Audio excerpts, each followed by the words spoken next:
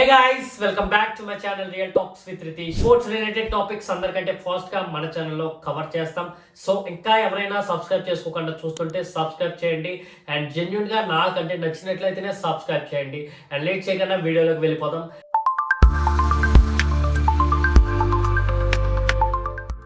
IPL 2026 option అయితే complete అయిపోయింది and ప్రతి టీం దగ్గర 25 ప్లేయర్స్ అయితే రెడీగా ఉన్నారు అండ్ ఆ 25 ప్లేయర్స్ లో 11 ప్లేయర్స్ ఎవరు తీసుకుంటారు అనేది క్వశ్చన్ మార్క్. అండ్ మనం ఎవ్రీడే ఒక టీం గురించి డిస్కస్ చేద్దాం. దాంట్లో భాగంగా ఈరోజు చెన్నై సూపర్ కింగ్స్ గురించి మాట్లాడుకుందాం.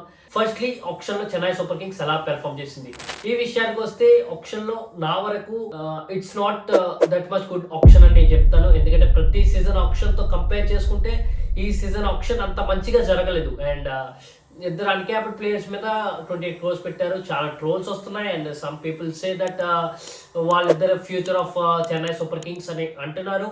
But what will happen exactly happen అది ఐపీఎల్ స్టార్ట్ అయ్యి కానీ మనకు తెలియదు. బట్ దీంట్లో బ్యాక్ లుక్ ఏంటంటే, ఒక ఇంటర్నేషనల్ ప్లేయర్ అనే ఒక ట్రేడ్ మార్క్ ప్రైజ్కి వెళ్తే ఆ ప్రెజర్లో అంత ఆడలేడు. బట్ వేరే డొమెస్టిక్ ప్లేయర్స్కి వస్తే ఇదే ఫస్ట్ ఐపీఎల్ అండ్ ఎంత పెర్ఫార్మెన్స్ ఉన్నా బట్ ఆ ప్రైజ్ మార్క్కి ఆ ప్రెజర్. ఎందుకంటే ఇప్పుడు దాకా మనం చూసింది ఆయుష్ మాత్రే ఫెయిల్ అయినా చెన్నై సూపర్ కింగ్స్ అవకాశాలు ఇస్తుంది and fans could support them. వేరే కార్తిక్ శర్మ అండ్ ప్రశాంత్ వీర్ ప్లేస్ లోకి వచ్చేటప్పటికి ఇప్పుడు అలా లేదు వాళ్ళ సిచ్యువేషన్. ఎందుకంటే ఆ ప్రైస్ ట్యాగ్ కొన్నారు, వాళ్ళకి న్యాయం చేయాలి. అండ్ కార్తిక్ శర్మ ఎస్పెషల్లీ కార్తిక్ శర్మ చూసుకున్నట్లయితే ఆల్మోస్ట్ టీంలో ఉంటాడా లేదా అన్నది కూడా డౌటే. అంత పెట్టుకొని టీంలో లేకపోతే ఇదొక బ్యాడ్ థింగ్ అని చెప్పుకోవచ్చు. బ్యాకప్ అయితే మంచి వికెట్ కీపర్స్ ఉన్నారు చెన్నై సూపర్ కింగ్స్ లో అండ్ మెయిన్లీ చెన్నై ఫ్యాన్స్ అందరూ డైజెస్ట్ చేయాలి. Dhoni is going to play 2026 IPL and then he's going to retire. I think ఈ ఐపీఎల్ అతనికి లాస్ట్ ఐపీఎల్ అయ్యే అవకాశం 100% ఉంది. సో ఫ్యాన్స్ అందరూ ఒక అవగాహనలోకి వచ్చేయాలి. Even he can retire in the mid of the season 2. ఎందుకంటే ధోని ఆల్రెడీ చెప్పాడు, నేను చెన్నైలో నా లాస్ట్ ఐపీఎల్ ఆడతానని చెప్పాడు. అండ్ అలాగే చెన్నైలో ఆడి రిటైర్మెంట్ కూడా ఇవ్వచ్చు.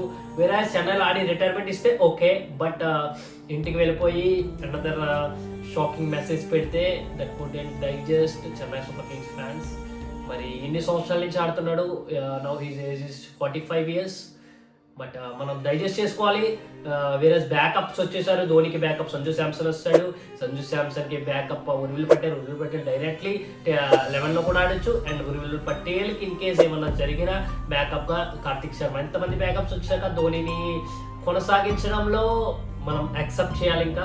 సో చెన్నై సూపర్ కింగ్స్ ఈసారి MS Dhoni mid of the season లో రిటైర్మెంట్ అయిపోవచ్చు and Ruturaj Gaikwad captaincy material గా కొనసాగుతాడు.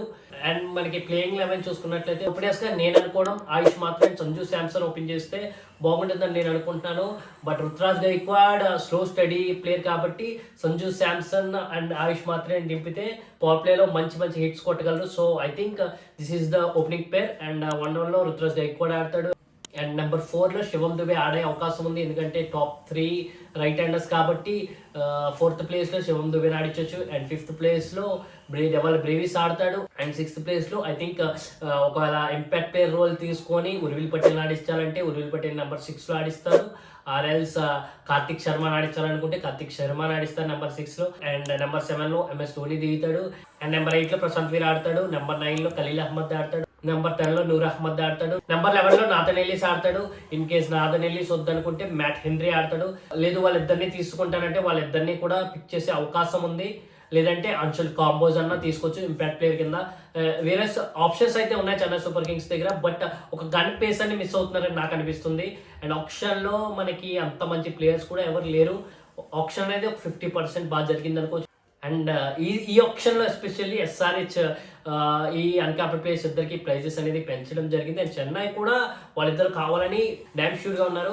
సో దట్ అంత ప్రైజ్ పెట్టారు. అండ్ వాళ్ళ దగ్గర నుంచి రిజల్ట్స్ వస్తే యాజ్ ఏ చెన్నై ఫ్యాన్గా ప్రతి ఒక్కరు హ్యాపీగా ఫీల్ అవుతారు. వేరే రిజల్ట్స్ రాకపోతేనే ఇట్స్ ప్రాబ్లం అనేది క్రియేట్ అవుతుంది. అండ్ లాస్ట్ సీజన్లో మనకున్న ప్లేయర్ చాలా మంది ఈ సీజన్లో లేరు.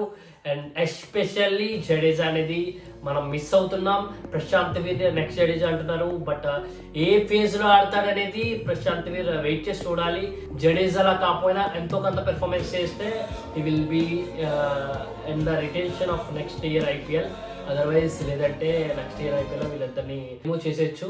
అండ్ ఇది నా ప్లేయింగ్ 11. అండ్ చెన్నై ఫ్యాన్స్ అందరికీ ఒకటే చెప్తున్నాను, ఇప్పటిదాకా ఏ ప్లేయర్ సురేష్ రైనా వచ్చినా, రవీంద్ర జడేజా వచ్చినా, అశ్విన్ వచ్చినా, వీళ్ళందరూ ప్లేయర్స్ ధోని వల్ల మాత్రమే వాళ్ళ మీద ఫ్యానిజం పెరిగింది. ఫస్ట్ ధోని మీద ఫ్యానిజం ఉండడంతోనే వాళ్ళ మీద పెరిగింది. ఎస్పెషల్లీ ఆ తర్వాత వాళ్ళకంటే ఎక్కువ, ధోని కంటే ఎక్కువ కూడా అవ్వచ్చు సురేష్ రైనా వాళ్ళందరూ.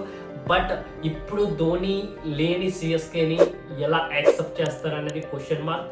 అది ఫ్రాంచైజీస్ థింక్ చేస్తున్నారు చాలా సంవత్సరాల నుంచి, అందుకే ధోని రిటైర్మెంట్ తీసుకోలేదు. అండ్ ఈ సీజన్లో వికెట్ కీపింగ్ సంగతికి వస్తే ధోని ఆడినంత కాలం ప్రైమరీ వికెట్ కీపర్ గా ధోని కొనసాగుతాడు.